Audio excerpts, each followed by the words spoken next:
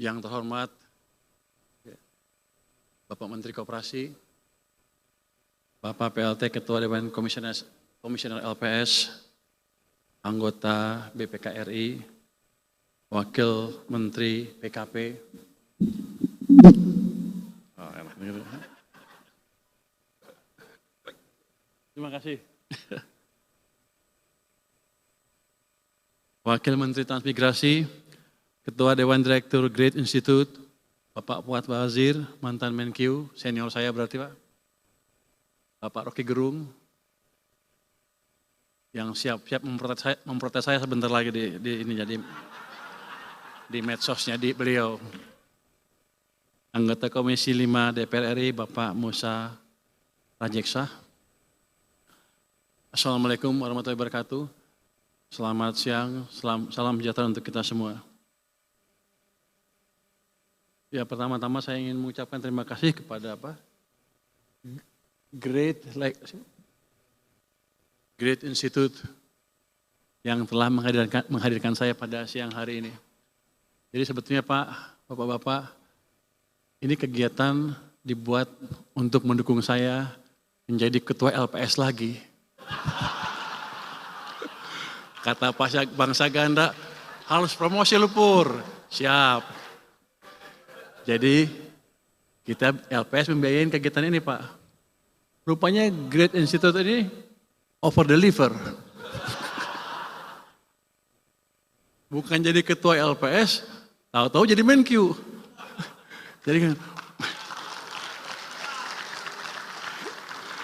Jadi saya jadi bingung, Bang Saganda gimana ini? Anda salah strategi, kekencengan gasnya, pelanin dikit.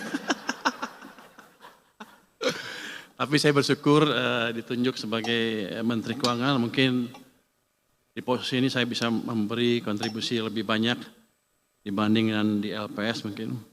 LPS juga lembaga penting, tapi duduknya di belakang. Kalau bank-bank jatuh, baru kita bekerja keras. Jadi, tapi di sana gajinya gede.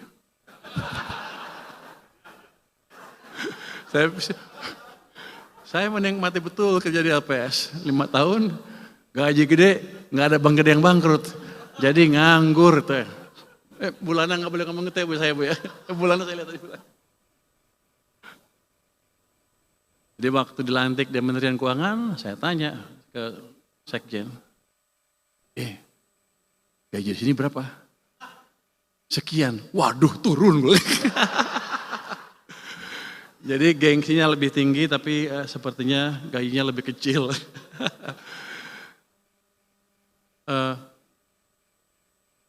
Saya insinyur dari ITB, kemudian belajar ekonomi.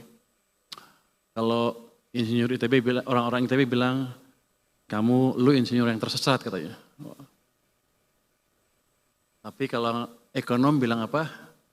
Kamu ekonom yang kembali ke jalan yang benar katanya. Jadi dua-duanya berguna lah. Ini udah waktunya 1 jam. Kita mau lihat transformasi ekonomi menuju pertumbuhan ekonomi 8%. Sebetulnya saya nggak terlalu siap karena kesana sini dalam beberapa hari terakhir ini. Jadi ini nggak tahu, mudah-mudahan masih pas gitu. Tapi ini nggak apa-apa kalau nggak pas. Itu memberikan ruang bagi Pak Rocky Gerung untuk kritik saya habis-habisan nanti. Oke, next. Kita lihat gimana sih kita ke arah sananya. Ini kita melihat tren pertumbuhan ekonomi Indonesia dalam jangka panjang. Itu sebelum krisis 97-98 mungkin rata-ratanya di atas 6, di sekitar 6,5% sampai 6,7%. Tapi setelah krisis 98 kita nggak bisa lari dari 5% terlalu tinggi. Kenapa? Apakah karena kita potensi pertumbuhannya tiba-tiba hilang atau karena kesalahan kebijakan? Next. Padahal kita tahu untuk menjadi negara maju di mana suatu negara keluar dari apa yang disebut middle income trap, suatu negara perlu tumbuh double digit selama lebih dari 10 tahun hampir rata-rata. Jadi kalau kita menerima nasib dengan tumbuh 5% aja, udah bagus tuh, udah bagus. Ya kita dikutuk akan tetap berada di middle income trap seperti ini. Seperti sekarang. Ya kalau lagi senang maju, ini kalau agak susah dikit, misalnya lagi down ekonominya, makin susah lagi. Jadi kita nggak akan pernah bisa makmur kalau begitu caranya.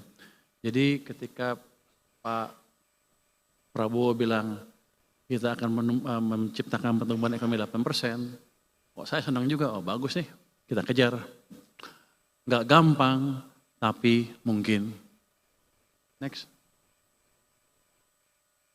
Ini kita lihat, saya sebutkan tadi, negara-negara yang mengalami pertumbuhan, yang menjadi negara maju, itu Jepang. Kalau Jepang kan kita tahu sekarang pertumbuhannya rendah sekali, 0,1. Tapi kita lihat di tahun 60-an, tumbuhnya itu double digit. Dalam waktu yang cukup panjang. Selamat datang Pak Misbakun. Pak Misbakun bos saya, sebentar lagi saya menghadap dia di sore hari ini. Jadi saya harus sambut beliau. Yang di sebelah kanan, Korea Selatan sama juga. Double digit selama puluhan tahun. Contoh yang lain, Cina sama juga. Double digit selama 10 tahun lebih. Makanya Cina sekarang sudah mau menyaingi atau menyusul Amerika Serikat. Next. Jadi kalau kita mau menjadi negara maju, kita harus berani menuju menciptakan pertumbuhan ekonomi yang lebih tinggi. Dan senjata kita cukup besar. Kan orang sering bilang, oh globalnya rusak. Nggak apa-apa kalau kata saya. Domestic demand kita itu adalah konsumen ditambah dengan investasi, itu hampir 90% dari kekuatan ekonomi kita. Kalau kita manage itu dengan baik, ya kita bisa tumbuh dengan baik juga. Cuman sayangnya, orang kita sering lupa, domestic demand-nya diganggu oleh kebijakan kita sendiri, sehingga ekonominya nggak bisa lari. Next.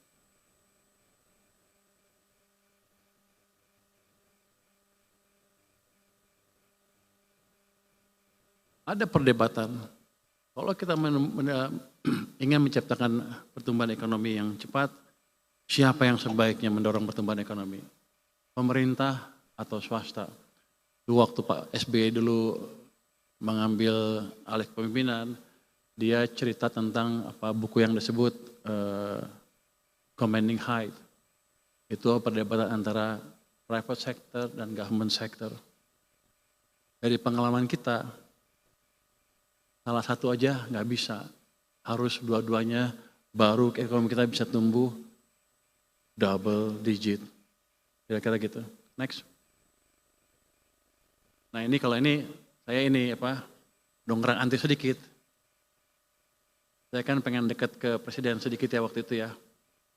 Ya coba pelajarin Sumitro ngajarin apa sih yang disebut Sumitronomics. Ternyata pilarnya 3 Sumitronomics itu. Ini dipakai di Orde Baru ya. Pemerataan, manfaat pembangunan, stabilitas nasional yang dinamis, dan pertumbuhan ekonomi yang tinggi.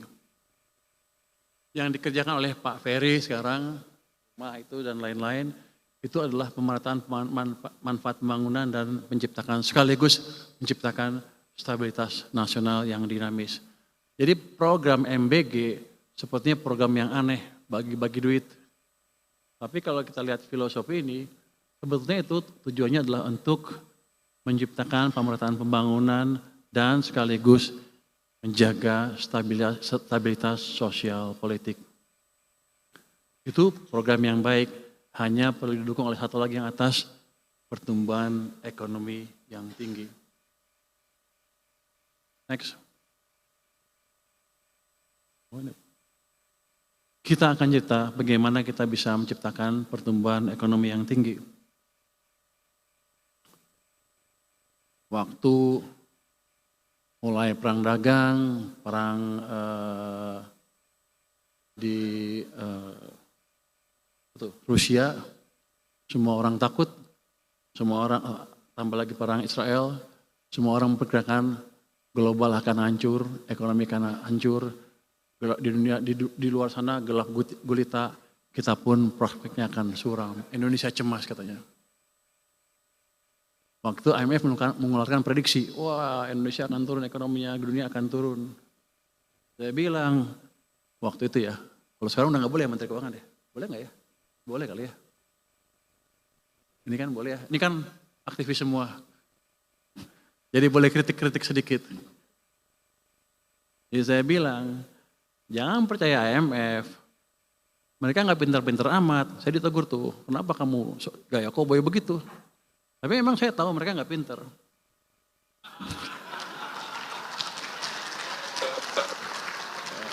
Ini nggak ada wartawan. Yang itu off the record ya. Terbukti.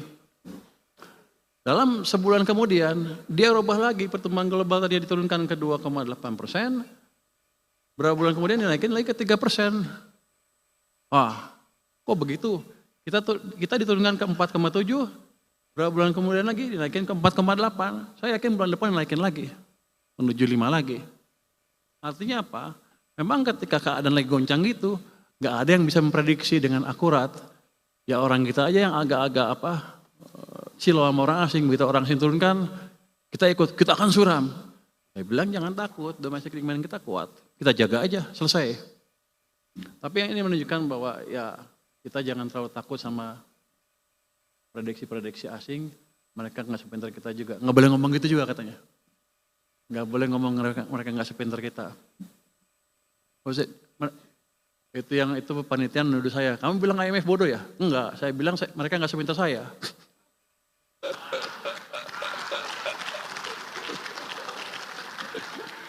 Ini nggak ada wartawan kan ya? Next. Nah untuk melihat gimana sih caranya menciptakan pertumbuhan ekonomi. Saya sengaja keluarkan gambar ini untuk balik ke teori ekonomi. Ini berdasarkan paper by Milton Friedman yang mempelajari The Great Depression, juga Bayer Mernanke yang mempelajari itu, beberapa paper dan sebagainya. Kira-kira bunyinya gini. Mereka belajar krisis 1930. Mereka teka-teki pada waktu itu. Kenapa bunga nol ekonomi Amerika masih hancur juga? Harusnya kan jalan. Terus mereka pelajarin. Walaupun bunganya nol, tapi uangnya tumbuhnya negatif. Yang ini M0 atau mereka bilang base money ya. Uangnya tumbuhnya negatif. Ini yang artinya di sistem uangnya kering. Makanya ekonomi hancur. Itu yang menjadi landasan dia mengumumkan teori, katanya kalau Anda lihat kebijakan moneter, jangan dari suku bunga aja. Anda lihat, bahkan dia bilang jangan dari suku bunga. Anda lihat dari laju pertumbuhan uang beredar. Kalau pertumbuhannya kencang, berarti kebijakannya longgar. Kalau pertumbuhannya negatif atau nol, kebijakannya ketat di situ. Itu teori dasar moneter. Tapi banyak orang lupa. Termasuk IMF juga kayaknya. Next. Oh itu nggak boleh ya. Tapi saya yakin IMF juga lupa. Next. Saya diketawain katanya. Ada yang di sosmed bilang, dia taruh rumus-rumus MP sama dengan apa gitu. Oh, inilah rumus teori Friedman yang benar. Iya, itu buku S1. Saya baca paper S3, jadi saya lebih tinggi jadinya.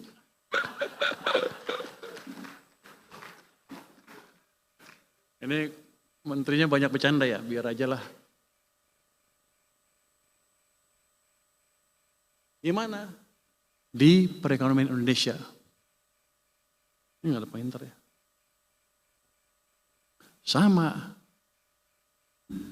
Uang amat berpengaruh kepada kinerja ekonomi kita.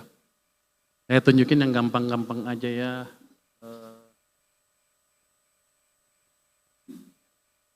Yang hitam adalah laju pertumbuhan M0-nya, yang merah adalah kredit.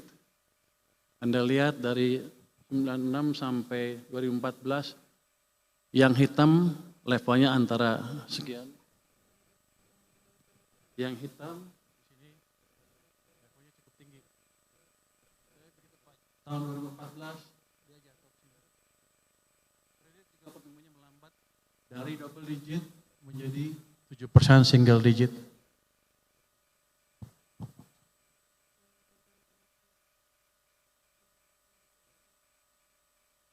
Bahkan sebelum kita COVID kan 2020 nih. 2018 uang kita M0-nya tumbuhnya rata-ratanya hampir 0. Ekonomi kita susah. Jadi sebelum krisis, memang kita mode pertumbuhannya kalau saya bilang waktu itu, we are in a self-destruct mode. Merusak diri sendiri. Gimana waktu saya di mana ya? Saya di maritim waktu itu, saya nggak monitor ini. Di maritim saya asik mancing aja ngeliatin ini. Tapi tahun 2020, saya dipanggil ke sana suruh bantu ke istana ya. Di sini posisi uang waktu itu, di bulan Februari Maret ya. Ini minus 15%. Hampir kita hancur. Betul-betul dikeringkan uang. Kita paksa naikin. Kita di maritim mana bisa maksa. Ini gak ada BI kan ya? Gak ada ya. Maaf kalau ini.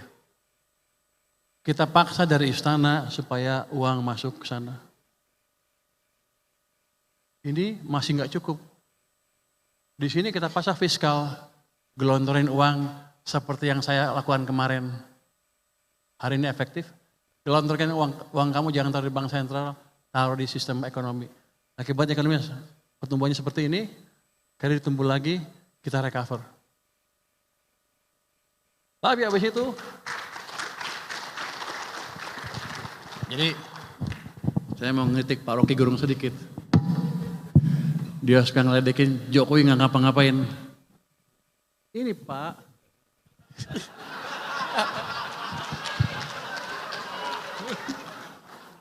kalau di sana kan dia berkuasa, di sini saya berkuasa. Jadi ini dipaksa intervensi langsung oleh presiden sampai ke sana. Jadi Presiden Jokowi itu berjasa buat kita, walaupun di sampingnya ada saya sih. Tapi setelah itu, nggak lama setelah itu, diturunkan lagi seperti ini. Seret.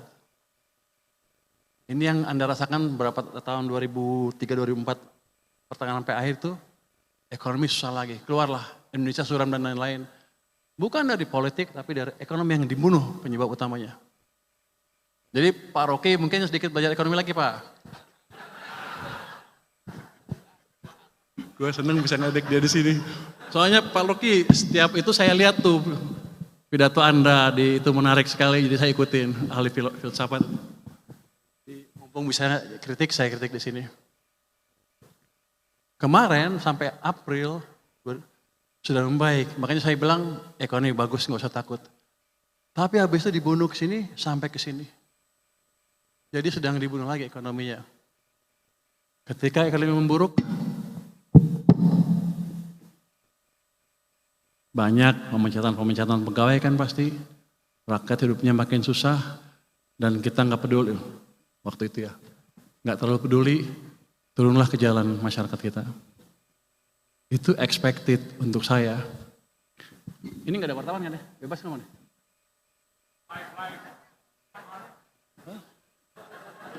Mas agak aman nih? Aman ya? Media off the record ya. Saya lupa ada Kuto Komis 11. Izin Pak Ketua. Jadi kita sedang dibunuh. Kalau ekonomi seperti saya ngelihatnya dia tuh ini jebakan ekonomi. Tinggal tunggu jatuhnya. Kalau nggak cepat-cepat diperbaiki. Waktu itu awal tahun tidak ada yang memberitahu. Saya mau kasih tahu takut. Saya di LPS nggak boleh ngomong begini-begini. Kalau saya sekarang di keuangan boleh lah. Karena kalau LPS tunggu di belakang nggak bisa masuk ke depan. Bulan Februari tahun ini, waktu itu Pak Jokowi masih sehat. Saya ke tempatnya Pak Jokowi. Pak Jokowi, ini ekonomi mau hancur bentar lagi. Itu posisinya di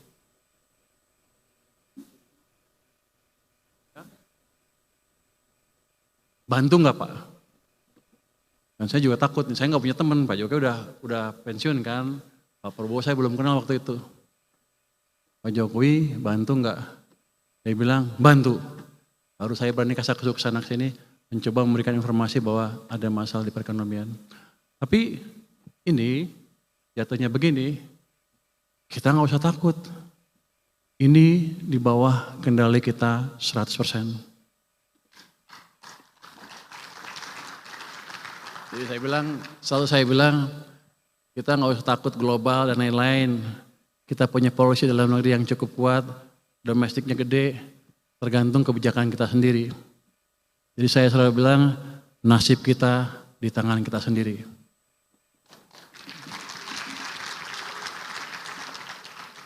Ini kayak kampanye partai ya. Enggak, kira-kira begitu. Next. Nah sekarang kita lihat nih, kalau menuju 8, gimana sih caranya? Menuju 7 lah. Kita pelajaran nih, zaman Pak Jokowi, zaman Pak SBY, bangun infrastruktur sedikit kan, pertumbuhan ekonominya mendekati 5% rata-rata. Pertumbuhan kreditnya 21%. M0-nya 17%. Zaman Pak Jokowi ini kasihan, sepertinya dimusuhin. Begitu dia masuk, ini cuma berapa? Di bawah 10%.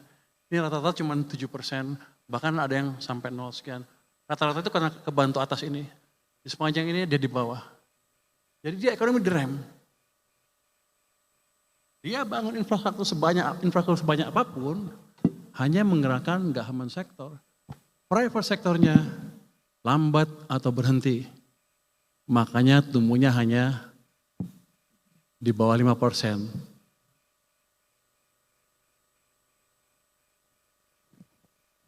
Zaman sekarang, ini dibunuh.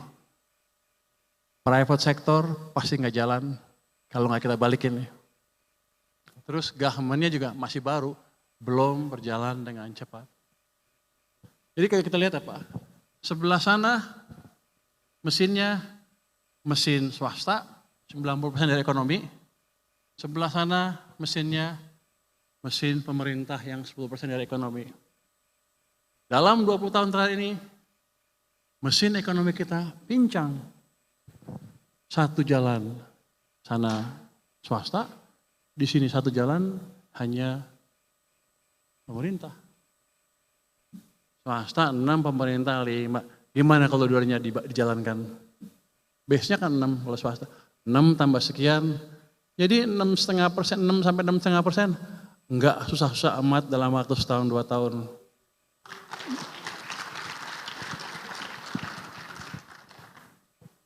Menteri Keuangan boleh ngomong gitu? Izin ya Pak Ketua. Jadi itu satu modal utama kita. Next. Terus gimana cara mengendalikan uang itu? Next. Ini saya tunjukin aja. Pada zaman Pak SBY, utang turun. Pak Jokowi utang naik, rasio utang ke PDB-nya naik. Karena emang government led, di sana private led. Next. Berikutnya.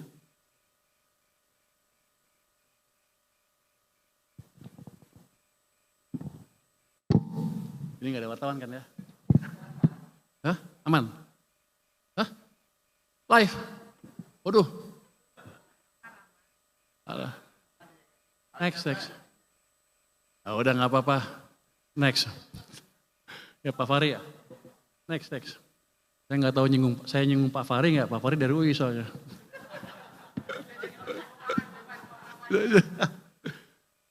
Salah satu yang penyebab kenapa uang itu kering dari sistem seringkali berhubungan dengan kemampuan pemerintah membelanjakan anggaran ya.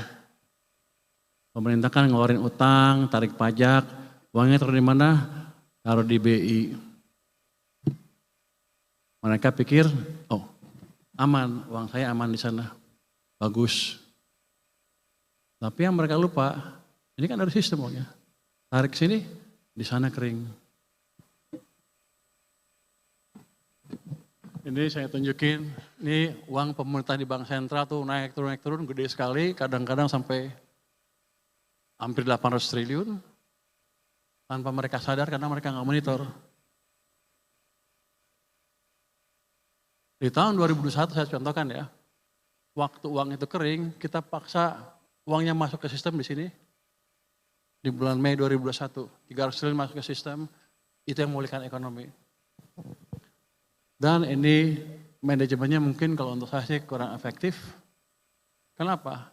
Ini uang pemerintah di perbankan kadang-kadang bisa sampai 800 triliun di bulan Juni kemarin, 428 di BI, 394 di bank swasta. Sekarang di Bank Sentral ada 538, tapi terakhir 428, 425 lah. Kalau itu saya balikin ke sistem, maka ada pertambahan yang disebut M0 atau likuiditas tadi.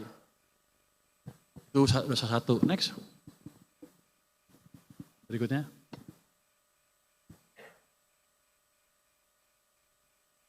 Oh balik sebentar. Anda perhatikan di sini. Desember 2024. Ini total uang pemerintah di bank 495 di BI, 319 di bank umum. Di akhir tahun mereka punya cash sebesar ini nganggur. Cash itu bukan cash gratis, itu dikeluarkan, didapatkan dari utang lah boleh kita bilang. Jadi kalau bunganya 7%, 8 kali 7, 8 kali 7 itu 56 triliun bunga yang kita bayar untuk uang yang nggak dipakai. Itu efisien apa enggak? Saya nggak tahu. Tapi dari situ aja ada pemborosan ditambah dari tadi dengan uang yang di sistem, ditarik dari sistem. Jadi kita punya dosa yang cukup besar juga. Cuman pengamat-pengamat nggak ada yang tahu. Pasti kalau Pak Roke tahu udah dikilas-kilas sama dia nih. Untung dia nggak tahu. Next. Jadi dampak pertumbuhan tadi terlihat sekali tadi dampak uang tadi saya bilang tadi ekonomi zaman SBY seperti ini, zaman Jokowi seperti itu. Karena supply uang di sistemnya berbeda rejimnya. Next. Tapi berikutnya. Berikutnya. Habis ya? Next. Habis. No, yang uang BI mana? Ada tadi. Nah, dosanya bukan pemerintah aja. Bank sentral juga ikut. Ini adalah total open market operation bank sentral. Itu yang netnya 810 triliun rupiah. Jadi mereka menerbitkan surat utang SRBI kepada bank, banknya nol di SRBI. Banyak itu, akibatnya apa? Yang di perbankan juga hilang kan uangnya, masuk sana semua. Jadi uang beredar di sistem perekonomian berkurang. Jadi angka pertumbuhan yang kecil tadi di akhir bulan ini, bulan lalu, 2 bulan lalu, itu karena dua otoritas kita mengeringkan sistem finansial, baik BI maupun keuangan. Akibatnya tadi ekonomi melambat dan kita susah. Ini gampang betulinnya. Balikin aja, potong 100-200. Saya udah masukin 200, efektif besok. Mungkin BI juga tambah 100 atau lebih. Pertumbuhan uang akan cukup, jadi nggak dibuat tinggi sekali, tapi cukup antara 15-20%. Itu bisa membalikkan arah ekonomi kita.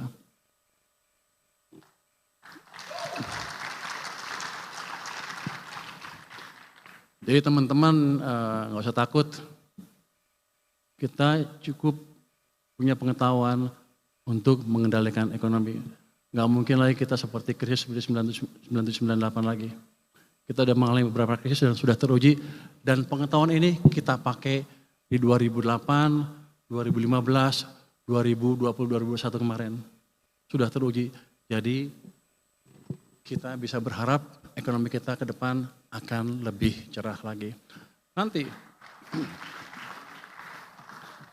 kalau bisa perbaiki ya 6 sampai 6,5% bisalah kira-kira atau bisa lebih cepat. Baru kita perbaiki engine-engine yang lain. Ini dulu, ini kan quick win. Sebulan 2 bulan udah kelihatan tuh. Swasta nanti akan mulai bergairah semuanya. Nanti kita cari engine-engine yang lain yang semakin mengefisienkan pergerakan ekonomi kita. Kalau ekonomi maju nanti industri juga biasanya industri juga maju tuh. Kalau industri maju, anak-anak ITB gampang kalau cari kerja.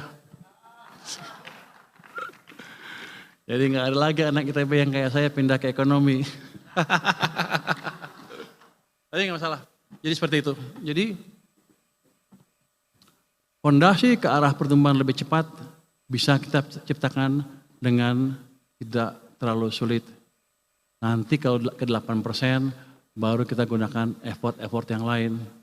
Misalnya reformasi birokrasi, perbaikan iklim investasi dan lain-lain. Tapi ceteris paribus ini bisa diciptakan. Next. Berikutnya.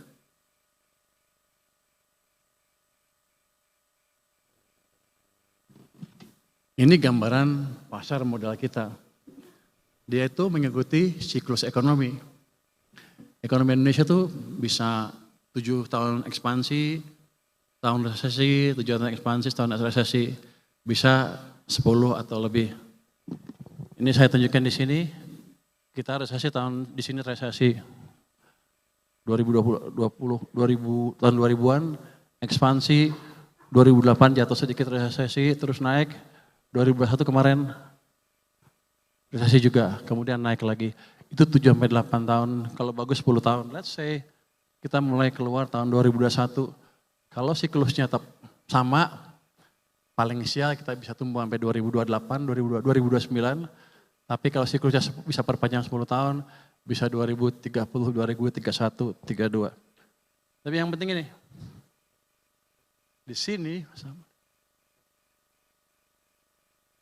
ini IHSG sahamnya.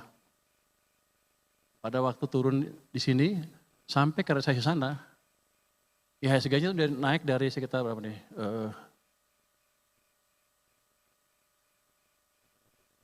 1.100 ke sekitar 5.000 lebih. Berlipat-lipat, 5 kali lebih. Itu juga akan sama nanti. Kalau sekarang seperti mustahil. Sekarang dibanding 10 tahun lalu naik 5 kali lipat.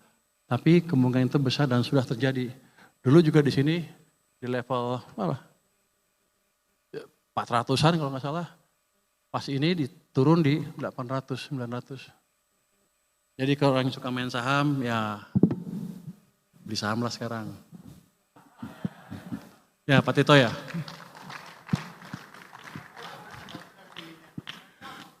Apalagi menterinya saya, pasti sampai 10 tahun.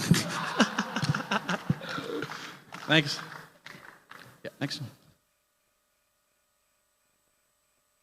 Habis ya. Jadi kira-kira begitu. Ekonomi kita amat dipengaruhi global, tapi kita nggak usah terlalu takut. Domestic ekonomi kita, domestic demand kita memberi kontribusi 90% terhadap ekonomi kita.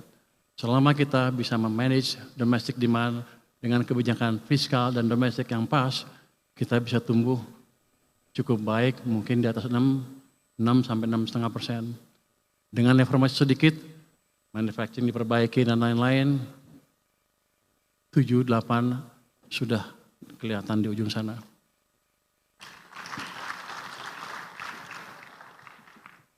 Terus Pak Menkyu mau ngapain lagi? Kalau cuman ngasih duit ke sistem, udah selesai. Berarti besok saya bisa pensiun.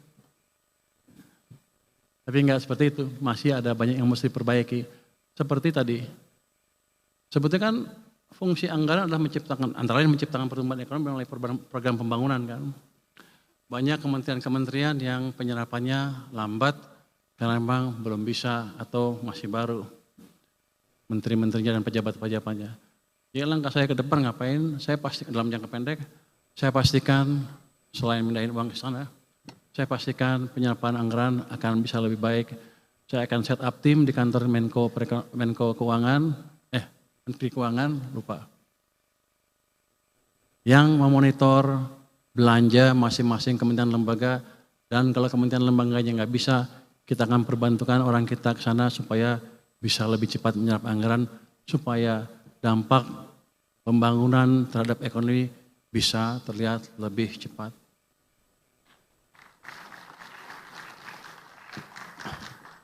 Terus dalam jangka pendek lagi, itu kan kemarin daerah-daerah ribut karena anggarannya dipotong banyak sehingga mereka menaikkan PBB nggak kira-kira.